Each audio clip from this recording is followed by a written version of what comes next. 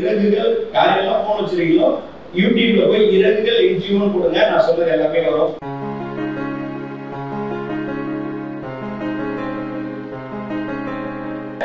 ஸ்ரீ ராமகிருஷ்ணா சிறப்பு மருத்துவ multi speciality hospital தலைமை மருத்துவர் நிர்வாக இயக்குனர் டாக்டர் மாசு விஜயானந்த் சார். ஸோ எங்களுடைய சந்திப்பு பார்த்தீங்கன்னா ரொம்ப இப்போதான் ஒரு மாசத்துக்கு முன்னாடி தான் நான் சாரை மீட் பண்ற வாய்ப்பை, அதுவும் ஜெயராம் சார் ஒரு ஜெயராம் சார் இருக்காரு சார். ஓகே, ஜெயராம் சார் வந்து ஒரு ப்ரோக்ராம்காக நாங்கள் பேசணும். ஸோ எல்லா மருத்துவமனையும் மெடிக்கல் கேம்ப் பண்றோம்.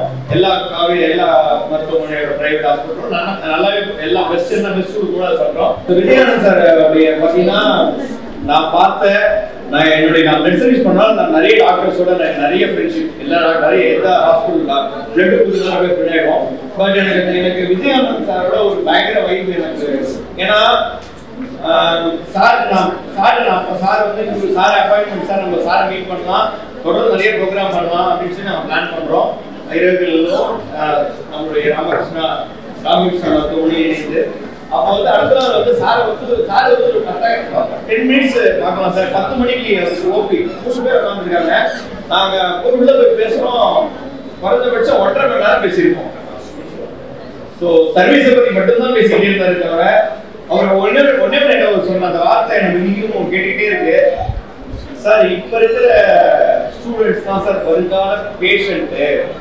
எனக்கு மெடிக்கல் கேம்ப் நடத்துறது முக்கியம் கிடையாது. ஸோ மெடிக்கல் அவேர்னஸ் கொடுக்கணும். ஸோ கேன்சர் இது வந்து அன்னைக்கு கூட நைட்டு ஒரு சர்ஜரி 21 வயசு பையனுக்கு சர்ஜரி பண்ணாரு. அதாவது இந்த காலத்துல எல்லாருமே வந்து ஒரு கமர்ஷியலா இருக்கிற காலகட்டத்துல சார் மாதிரி மனிதர்கள் என் கூட பயணிக்கிறதுல சாரை பார்த்ததுல நான் ரொம்ப இன்ஸ்பயர். அவருடைய ஹாஸ்பிட்டல்ல அவர் ஒரு எம்டியா இருந்தாலும் அவர் இன்வைட் பண்ற அந்த அவர்கிட்ட நான் நிறைய கத்துக்கிட்டேன். அவர் ஹம்பிளா இருப்பாரு.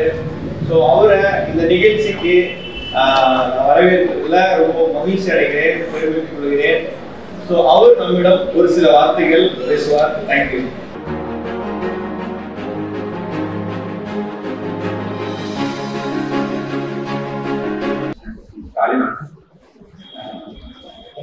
ஓசை பெற்று வேறு பாசனம் விட்டு ஒரு பூசை முற்றவும் நன்கு புக்கென ஆசை பற்றி அறையின்றேன் மற்றும் காசு புக்கத்தில் அமர்ந்தது.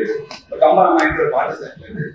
என்ன சொல்றாங்க, கம்பர் என்ன சொல்றாங்க, ராமரை பத்தி பேச ஆரம்பிக்கும் போது ராமர் வந்து பூனை வந்து பாக்குறாங்க பால் ஃபுல்லா கடல் பூனை ட்ரீட் பண்ணிட்டு பூனை வந்து பால் கடல்ல ஃபுல்லா குடிக்க ட்ரை பண்ணுது. அது கேள்விப்பட்டிருக்கல, ஓமை வந்து பால் கடல்னா அபிஷேகம் அந்த பால் கடலை வந்து மொத்தமா குடிக்க பூனை ட்ரை பண்ணுது. அதே மாதிரிதான் கம்பர் வந்து ராமர் கதையை சொல்றதுக்கு மனசுல ஆசை இருக்கு, அவங்களோட புரியல. அவரோட அந்த ஆரம்ப மெயின் ஃபர்ஸ்ட் அவரோட இன்சிடென்ட் 3வது கருத்து எனக்கு அது மாதிரி அவங்க பார்க்கும்போது நிறைய சொல்லணும் ஆசைப்படுறாங்க. மைண்ட் வந்து நிறைய தோணுதானே சொல்றது வந்து ஜஸ்ட் கம்மியாக சொல்லிக்கிறேன்.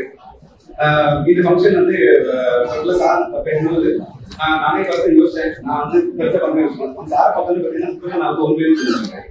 நிறைய விஷயம் பண்றாரு. நான் சைட்ல பண்ணிருக்காரு. இப்பதான் எனக்கு தெரிய வருது. நான் வந்து சின்னதாக ஆரம்பிக்கும் சார் பெருசா பண்ணிருக்காரு. எனக்கும் வந்து ஒரு ஆசை, ஒரு மாதிரி ப்ளஸ் ஆரம்பிக்கணும்னு ஆசை. ஆனா சார் ஆரம்பிச்சேன் கேன்சர் ஃபவுண்டேஷன். அதை ஃபுல்லாவே கேன்சர் ஃப்ரீயா பண்ணு டிசைட் பண்ணி ப்ளஸ் ஆரம்பிச்சேன்.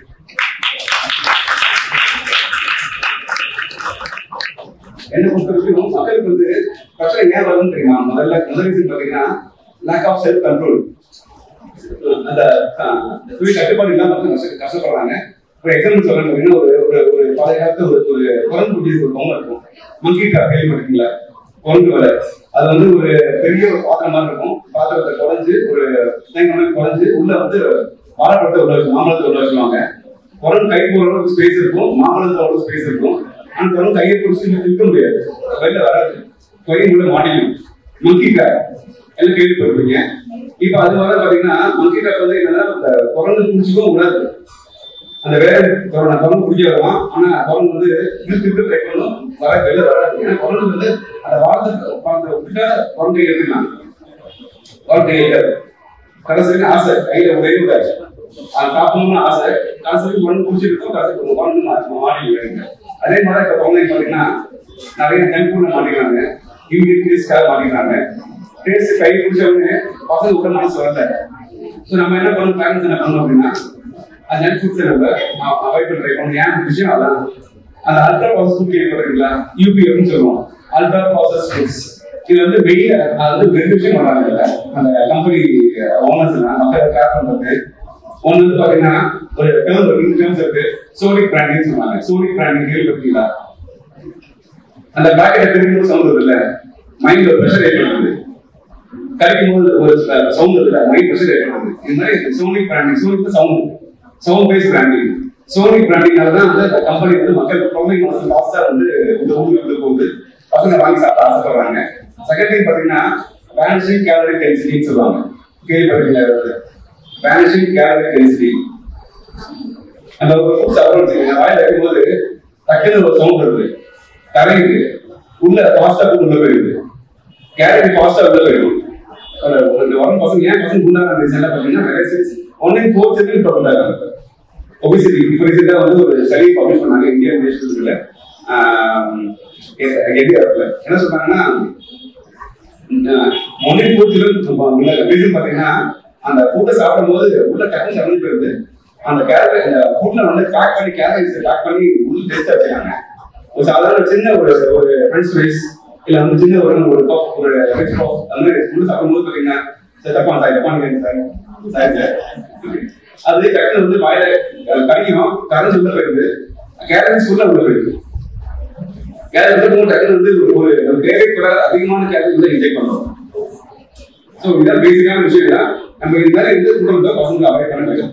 என்ன பொறுத்த வரைக்கும் பசங்க மெயினா வந்து ஏன் பசங்க பாதிக்கப்படுறாங்க நான் வந்து ஏன் சொல்றேன் அப்படின்னா என் ஃபர்ஸ்ட் சொல்றேன் ரீசன் பசங்க மார்னிங் பிரேக்ஃபாஸ்ட் பசங்க சாப்பிட்டு நின்று சாப்பிட்டு போறதே கிடையாது. எத்தனை பேர் குழந்தைங்க வந்து உட்கார வச்சு டேஸ்ட் பண்ணி சாப்பிட வச்சு அனுப்பிச்சிருக்கோம் காலையில பிரேக்ஃபாஸ்ட் யாரும் பண்றதே கிடையாது. பசங்க பேக் பண்ணி உள்ள புஷ் பண்ணி உள்ள அனுப்புறோம் காலையில. பசங்க தேவையான முதல் ஒரே பிரேக்ஃபாஸ்ட் தான். பிரேக்ஃபாஸ்ட் ஸ்கிப் பண்ணி பசங்க போனா பசங்க மைண்ட்ல வந்து ஒன்றும் தோணவே தோணாது. பசங்க படிச்சு உட்காந்து கிளாஸ் கவனிக்க மாட்டாங்க. என்ன பொறுத்த வரைக்கும் அந்த பிரேக்ஃபாஸ்ட் மட்டும் நீங்க இம்பார்ட்டன்ஸ் சொல்லுவேன். நைட் டின்னர்ஸ் குறைச்சிருக்கு. தேவைப்படாத ஃபுட் நைட் டின்னர், தேவைப்படுற ஃபுட் பிரேக்ஃபாஸ்ட். பிரேக்ஃபாஸ்ட் மட்டும் ஸ்கிப் பண்ணிட்டு பசங்க ஸ்கூல்ல அங்கவே பாருங்க. ஆனா பிரேக்ஃபாஸ்ட்ல கம்ப்ளீட் மீல் இருக்கணும், ப்ரோட்டீன் இருக்கணும், கார்ப்ஸ் இருக்கணும், ஃபேட்ஸ் இருக்கணும், வைட்டமின்ஸ் மினரல்ஸ் ஃபைபர் எல்லாமே இருக்கணும். ஸோ பிரேக்ஃபாஸ்ட் மட்டும் ஸ்கிப் பண்ணி பசங்க அனுப்பாங்க. காலையில பசங்க அவசர வேகமா புஷ் பண்ணும்போது பசங்க வேகமா வாங்கி தெரிஞ்சு அந்த ஹேபிட்டை மட்டும் கட் பண்ணிட்டு என்னை பொறுத்த வரைக்கும் மெயினா ரெண்டு விஷயம் தான் சாப்பிடணும் தோணும். அவ்வளவுதான் எப்படி சொல்றது தான். அதனால மென்னு சாப்பிடணும், நல்லா மேற்கொள்ளணும். அதாவது பிரேக்ஃபாஸ்ட் ஸ்கிப் பண்ணிட்டு போனா பசங்க ஹெல்த் வந்து பாதிக்கப்பட்டாங்க, வெயிட் ஜாஸ்தியாக ஆரம்பிச்சுவாங்க. நம்மளும் பண்ணுவாங்க பிரேக்ஃபாஸ்ட் அப்போ வந்து சாப்பாடு பிரேக்ஃபாஸ்ட் ட்ரை பண்ணுவோம். அது டெவலப் அஃபோர்ட் ஆகாது, 100% ஃபெயிலியர் ஆகும். இது பாத்தீங்கன்னா நீங்க பிரேக்ஃபாஸ்ட் ஸ்கிப் பண்ணும்போது வயிற்று ஆசிட் நிறைய ஆரம்பிச்சிடும். மார்னிங் வந்து பிரேக்ஃபாஸ்ட் ஸ்கிப் பண்ணி போகும்போது மார்னிங் தான் வந்து எனர்ஜி டெவலப் பண்ணுங்க. மார்னிங் தான் வந்து பீக் ஒரு ஹெல்த்ல இருப்பீங்க, பீக் டிமாண்ட் ஜாஸ்தி இருக்கும். அப்ப நீங்க பிரேக்ஃபாஸ்ட் ஸ்கிப் பண்ணீங்க அப்படின்னா ஃபுட் டிமாண்ட் ஜாஸ்தியா இருக்கும். அந்த பாடி வந்து அந்த ஸ்ட்ரெஸ் ஹார்மோன்ஸ் ஜாஸ்தி ரிலீஸ் பண்ணிடும். இந்த ஸ்ட்ரெஸ் ஹார்மோன் என்ன பண்ணும் அப்படின்னா நீங்க சாப்பிட்ற கூட உள்ள போற கூட அப்படியே வந்து பதுக்கி வச்சிடும். எப்படி வந்து ஒரு மழைக்காலத்துல என்ன பண்ணுவோம், ஒரு மழைக்காலம் வருது அப்படின்னா அந்த ஃபுட் எல்லாம் பதுக்கி வச்சிருக்கோம். கேள்விப்பட்டீங்களா? மழை காலத்துல ஃபுட் வந்து பதுக்கி வச்சிருக்கோம். ரீசன் பாத்தீங்கன்னா வெளில போக முடியாது, அரிசி மட்டும் ஒரு கிலோ 2 கிலோ பேக் பண்ணி. அதே மாதிரி நம்ம என்ன பாடி என்ன பண்ணோம் அப்படின்னா ஸ்ட்ரெஸ் டைம்ல கார்டிசால் ரிலீஸ் பண்ணும்போது நம்ம பாடி என்ன பண்ணணும், உள்ள போற ஃபுட்டை வந்து பதுக்கி வச்சிருக்கோம். சாப்பாடு எவ்வளவு குறைச்சாலும் வெயிட் போகும். சரி எத்தனை பேருக்கு ரிலீஸ் பண்ணிருக்காங்க கஷ்டத்தை. சரி ரீசன் வந்து ஸ்ட்ரெஸ் நம்ம உடனே ரியாக்ட் பண்ணணும். இப்போ ரீசெண்டா பாத்தீங்க யாருக்கும் வந்து செல்ஃப் கண்ட்ரோல் கிடையாது. பசங்க டக்குன்னு சொன்னா சடனா கோவப்படுறோம், ரோட்ல போல டக்குன்னு கோவப்படுறோம், டக்குன்னு உடனே ரியாக்ட் பண்ணிடும். அந்த செல்ஃப் கண்ட்ரோல் பாத்தீங்கன்னா அந்த சடனா உடனே ரியாக்ட் பண்றத டக்குன்னாலே பாடி வந்து ஃப்ரீ ஆயிடும். ஸ்ட்ரெஸ் அமௌண்ட் குறைய ஆரம்பிச்சுன்னா நம்ம உள்ள போற ஃபுட் வந்து பதுக்கி வெயிட் ஜாஸ்தி ஆகும், ஒபிசிட்டி ஜாஸ்தி ஆகும். மெயின் திங் வந்து நம்ம டக்குன்னு ரியாக்ட் பண்றதை கட் பண்ணணும். செகண்ட் திங் மென்னு சாப்பிடணும், டக்குன்னு ரியாக்ட் பண்றதை கட் பண்ணணும். மூணாவது திங் பாத்தீங்கன்னா நைட்ல சாப்பாடு வந்து சீக்கிரம் சாப்பிடும், 7 மணிக்கு முடிச்சிருக்கணும். நைட் 8 மணிக்கு சாப்பாடு வந்து 10 மணிக்கு சாப்பிடணும். எல்லாமே சாப்பிடணும். 10 மணிக்கு சாப்பிட்டு 12 மணிக்கு வந்துட்டு காலையில வந்து 5 மணிக்கு 5:30 எழுந்து பசங்க பேக் பண்ணி கேட்கணும். நம்ம பேரண்ட்ஸே பாத்தீங்கன்னா காலையில் 5 மணிக்கு எழுந்து பசங்க புஷ் பண்ணும்போது வயிற்று நமக்கே ஆசிட் நிறைய ஆரம்பிச்சிடும். எத்தனை பேருக்கு காலை சாப்பிடுறது வயிற்று பிடிக்குது எல்லாருக்கும்.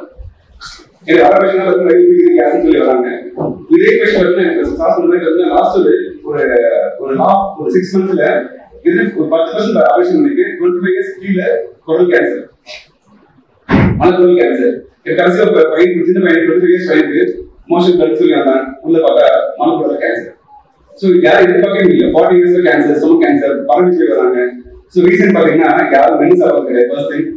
செகண்ட் வந்து கேலரி டென்சிட்டி அதிகமாக சாப்பிட ஆரம்பிச்சோம். நம்ம மெல்லாம் சாப்பிடும்போது வயிற்று ஆசிட் நிறைய ஆரம்பிச்சோம். ஆசிட் நிறைய ஆரம்பிச்சுன்னா ஆட்டோமேட்டிக்காக வயிற்று தூங்க ஆரம்பிச்சோம். கிரானிக்கா இப்படி யாராவது என்ன ஸ்டொமக்ல கேன்சர் ஆரம்பிச்சோம். ஸோ அது மாதிரி இது பேசிக்கான விஷயம் வந்து நான் சொல்ற விஷயம் வந்து அவேர்னஸ்க்காக. ஸோ மார்னிங் பிரேக்ஃபாஸ்ட் ஸ்கிப் பண்ணே பண்ணாதீங்க. நல்லா மென்னு சாப்பிடுங்க. பசங்க புஷ் பண்ணி சாப்பாடு வந்து தள்ளி எதிர்பார்த்தீங்க. நைட் சாப்பாட்டை 7 மணிக்கு குடிச்சிட்டு நைட் சீக்கிரம் படுக்க வச்சிருக்கீங்க. நைட் 9:30 படுத்தா மார்னிங் 4:30 ரீச் பசங்க பழக்க ட்ரை பண்ணுங்க. வயிற்றுல ஆசிட் நிறைய காரணம் வந்து நம்ம ஸ்ட்ரெஸ் ஆகலாம். நீங்க ஒரு விஷயம் சொல்லி வச்சுக்கீங்களேன், ஒருத்தங்க டக்குன்னு உடனே கோவப்படணும்னு வச்சுக்கீங்களேன், என்ன வேட்டு ஊத்துல கை நடுவுல இந்த பிரச்சனை வந்து வேட்டு ஊத்துல போய் எழுதுறது கிடையாது. மூளையோட மைண்ட் செட் என்ன டக்குன்னு டென்ஷன் ஆகும், வயிற்று ஆசிட் நிறைய ஆரம்பிச்சிடும். சடனா உடனே ரியாக்ட் பண்றதை எல்லாரும் கட் பண்ணுங்க. டக்குன்னு உடனே ரியாக்ட் பண்றது சடன் ரியாக்ஷன் கட் பண்ணிட்டீங்கன்னா வயிற்று ஆசிட் லெவல் குறைஞ்சிடும். ஆசிட் வந்து 90% பிரச்சனை குறைஞ்சிடும். ஸோ ஒரு பழைய பழமொழி இருக்கு, எல்லா வியாதியும் வயிற்றுல ஆரம்பின்னு சொல்லுவாங்க, கேள்விப்பட்டீங்களா? All disease begin in the gut. Hippocrates ஒரு கிரேட் ஒரு தத்துவ ஞானம் இல்லாத ஃபாதர் ஆஃப் மாடர்ன் மெடிசன் அவர்தான். அவர் சொன்ன முதல் வார்த்தையே பார்த்தீங்கன்னா all disease begin in the cut. எல்லா வியாதியும் வயிற்றுல தான் ஆரம்பிக்குது. ஸோ இறப்பையில வர ஆசிட் தான் எல்லா பிரச்சனையும் பேசிக்கான காரணம். நீங்க ஸ்ட்ரெஸ் ஆகுது, டென்ஷன் ஆகுது, தூக்கம் இல்லாம இருக்கிறது, நைட்ல போன் நைட்ல யூஸ் பண்றது, நைட்ல இருந்து ஹெவியா நைட்ல சாப்பிடுறது. நைட் எத்தனை பேர் வந்து மார்னிங் சாப்பிட்டு நைட் ஹெவியா சாப்பிடுறோம். எல்லாமே பண்ணுவோம். நைட்ல வந்து டேஸ்டா வந்து பிரியாணி, நைட்ல வந்து பரோட்டா, குருமா, ஹோட்டல் போய் சாப்பிடுறது எல்லாம் நைட்ல தான் சாப்பிடுவோம். இதை ரைஸ் இந்த ஹேபிட்டை கட் பண்ணுங்க. நைட் ஃபுட்டை கம்மியா சாப்பிடுறோம். நைட் ஃபுட்ல வந்து ரொம்ப ஹை கேலரி ஃபுட்டையோ, வறுத்ததையோ, பொரிச்சதையோ, மசாலா ஃபுட்டையோ, பிரியாணி அந்த மாதிரி இதை கட் பண்ணிட்டு நைட்ல வந்து ரொம்ப சிம்பிளான ஃபுட் சாப்பிட்டா நைட் வயிற்றுல பசிக்கூடாது. வயிற்றுல ஆசிட் சாப்பாடு வயிற்று ஃபுல்லா இருந்தா கூடாது. மக்கள் எடுத்துக்குவாங்க, சாப்பிட்டு முடிச்சு நைட் பசிக்குது சொல்லுவாங்க. ஏன் நைட் பசிக்குது? நைட்ல செல்போன் பார்க்கணும், நைட்ல சண்டை போடணும், டென்ஷன் ஆயிடும், பசங்களை புஷ் பண்ண பசங்களை. இது மாதிரி நைட்ல வந்து பசங்களை புஷ் பண்ணாங்க, பசங்க ஃப்ரீயா விளையாடுறாங்க. பசங்க வந்து நைட் ஈவினிங் பசங்க வீட்டுக்கு வந்தாங்கன்னா உடனே டியூஷன் அனுப்புவாங்க. எனக்கு வந்து நான் வந்து படிச்சு வீணை போன ஆரம்பிச்சு நான் இப்ப என்ன சொல்ல வரேன்னா, மக்களுக்கு வந்து நைட்ல வந்து ஈவினிங் பசங்க டியூஷன் அனுப்புவாங்க. பசங்க 1 hour பசங்க கேட்க தயவுசெய்து பசங்க வந்து படிச்சு டார்ச்சர் பண்ணி படிக்க வைக்காம அட்லீஸ்ட் 1 hour பசங்க வந்து ஓடி விளையாடுங்க, வீட்டுல போய் விளையாடுங்க, வீட்டுக்கு ஊக்க வைங்க. பசங்க வந்து வந்த உடனே டியூஷனுக்கு இங்க அந்த அனுப்ப பசங்க டார்ச்சர் பண்ணாம நான் வந்து கஷ்டப்பட்டு சொல்றேன், என் மைண்ட்னு சொல்றேன். நான் வந்து எதையும் நான் எக்ஸைட்மெண்ட் சொல்லவே இல்லை. ஈவினிங் பசங்க வந்து ஒண்ணு விளையாடுங்க, ஏதோ கிளாஸ்க்கு பிடிச்ச கிளாஸ்க்கு ஏதோ பசங்க என்ன ஆசைப்படுறாங்களோ ஏதோ கிளாஸ், பேட்மிண்டன், ஃபுட்பால், கிரிக்கெட், பசங்க ஓடி விளையாடு. பசங்க கூட அடிச்சு விளையாடு, கீழே வந்து மலை வச்சு பிரச்சனையே கிடையாது. பயப்படாது. பசங்க உள்ள பாதுகாத்து பசங்க வச்சுட்டு அவங்க பசங்க மேலே வருவாங்க. செல்போன் அடிக்ஷன் ஆரம்பிச்சிடும். பசங்க நெக்ஸ்ட் ஈவினிங் வந்து பசங்க விளையாட போகணும் மைண்ட் வந்து ஒரு இன்ட்ரெஸ்டா பசங்க இருந்தால் பசங்க நல்லா இருப்பாங்க. என்னை பொறுத்த வரைக்கும் அந்த பேசிக்கான விஷயம் வந்து ஈவினிங் பசங்க டியூஷன் அனுப்புறது பதில ஒரு விளையாட டெஸ்ட் அனுப்பிச்சிங்கன்னா நான் ரொம்ப சந்தோஷப்படுறேன். ஸோ பேசிக்கான விஷயம் நான் சொல்ல விஷயம் என்னன்னா, ஸோ நான் கேட்டது தேங்க்ஸ்.